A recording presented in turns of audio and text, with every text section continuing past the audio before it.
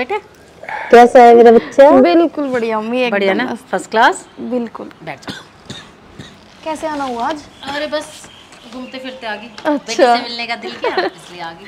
अच्छा क्या मम्मी, तेरे लिए कुछ ये सामान क्या ले लेके आए आई। आप अरे खाने बिना पड़ेगा हर बार। और क्या। अच्छा मुझे पता है ना मेरी बेटी की क्या पसंद है, इसलिए मैं लेके आ गई। अच्छा क्या मम्मी, ले आए काफी दिन हो गए।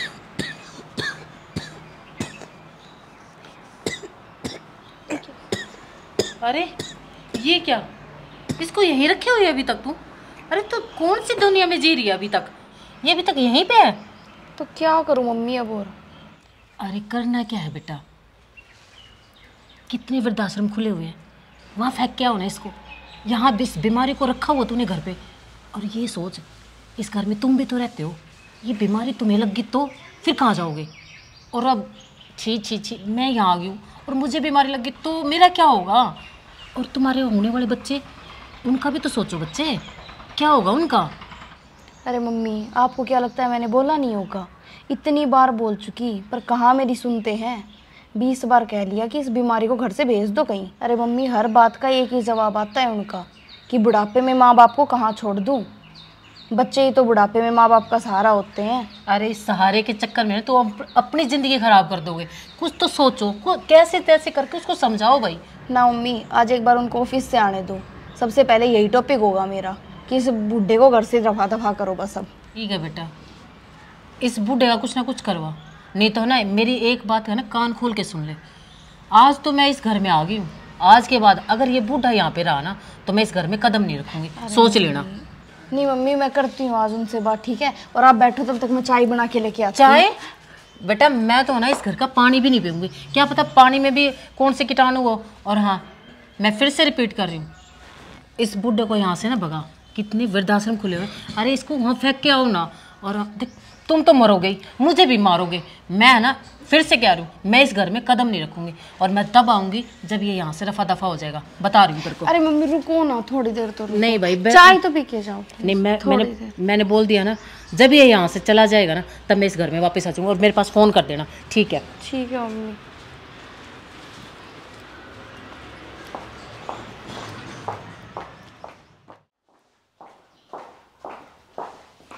सुनो, आपसे एक बात करनी है। हाँ बोलो। आज मम्मी आई थी घर पे और बिना चाय पिए चली गई। क्यों? ऐसा क्यों? वो आपके बाबूजी। बाबूजी? बाबूजी ने कुछ कहा है क्या उनको? नहीं, बाबूजी ने तो कुछ नहीं कहा, पर आपको तो पता ही है उनको कितने लंबे समय से टीबी की बीमारी है। फिर इसमें क्या है, बीमारी तो किसी को भी आ सकती है। और फिर भी बाबूजी की उम्र हो चुकी है, बूढ़े हो चुके हैं वो। तभी तो मम्मी आई थी और साफ यही बोल के गई है कि इनकी बीमारी के साथ साथ कहीं तुम्हें और बीमारियां लग जाए। इनकी तो उम्र हो चुकी है, हमारी तो नहीं हुई है।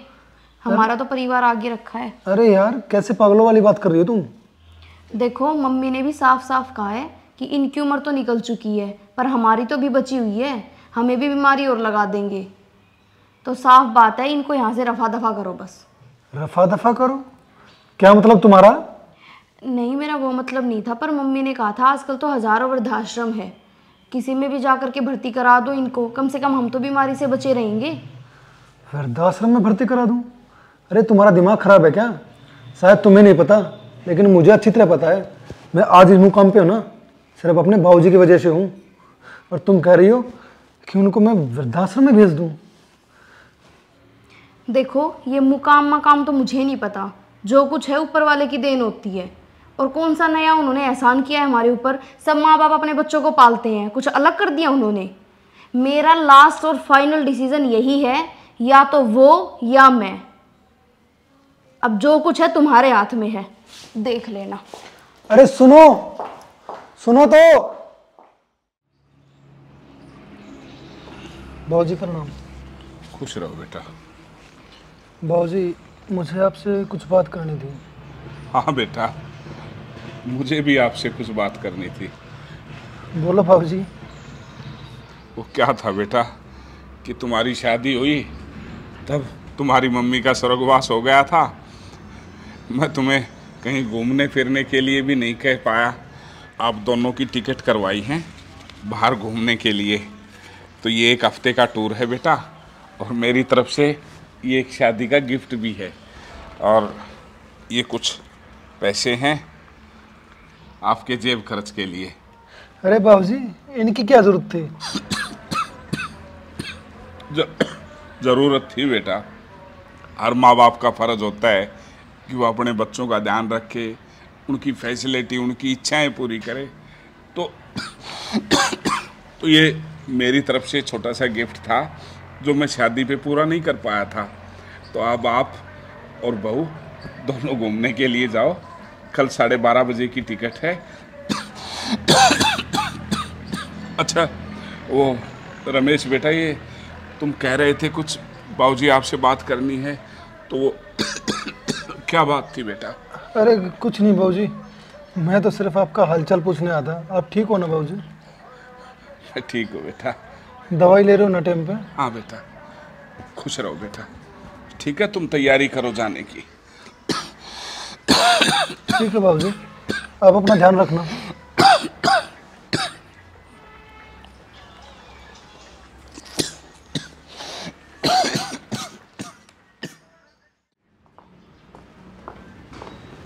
अरे हेलो, एक्सक्यूज मी, किससे मिलना है? किससे मिलना है? तुम्हारा दिमाग खराब है क्या? ये हमारा घर है। आपका घर? मैंने तो आपको कभी देखा भी नहीं।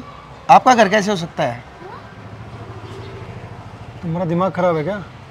ये हमारा घर है और मेरे बाबूजी अंदर होंगे। अरे मिलना किससे है? आपका घर कहाँ है? आपने बोर्ड पढ़ा है क्या?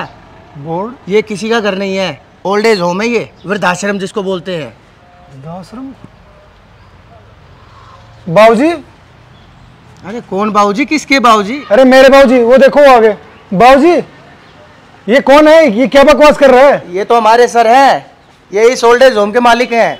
देखिए ना बाबूजी, जबरदस्ती अंदर घुसे चले जा रहे हैं ये। मैंने इनको कितनी बार बोला कि ये ओल्ड एज होम है, लेकिन ये मेरी सुनते ही नहीं, जबरदस्ती अंदर घुसे चले जा रहे हैं। अरे बाबूजी, आप चुप क्यों हो? बोलो ना इसको कि हमारा घर है। हाँ देखो बाबूजी, हमारे घर के अंदर हमें ही नहीं घुसने दे रहे। हाँ बनवारी बेटा, ये मेरा बेटा है और ये बहू है। इनकी एक गलती के कारण मुझे इस घर को वृद्धाश्रम बनाना पड़ा। और बेटा, बहू की इच्छा थी कि मैं वृद्धाश्रम में रहूं और मैं यहाँ वृद्धाश्रम में ही तो हूँ। अब तो खुश होगे ना बहू तो? और बेटा, ये मत सोचना कि मैंने आप लोगों को घर से बेघर किया है ना। सेक्टर 9 में मैंने आप लोगों के लिए फ्लैट लिया है, पूरे 3 BH का है। कल को बच्चे भी होंगे तो वो भी आराम से रह जाएंगे। और हाँ, वो रेंट पे लिया है। चिंता मत करो, आप लोगों को रेंट भरने की ज़रूरत नहीं। हर महीने मैं रेंट भर दिया करूँगा। आप वहाँ पर आपको कोई डिस्टर्ब नहीं करेगा, कोई डिस्टर्ब नहीं करेगा, ना ही कोई बीमारी होगी। आपके फैमिली वाले भी बड़ी खुशी खुशी आपके पास आएंगे। और बेटा, जब तक जिंदा हो, आपको किसी चीज की जरूरत पड़े तो मेरे पास आ जाना। बस इस चीज के लिए मुझे माफ करना। मैं आप लोगों के साथ अब नहीं रह पाऊंगा, नहीं रह पाऊंगा। खुश रहो, खुश रहो। बाबूजी, बाबूजी, बाबूजी सुनो। बाबूजी, सर मैम,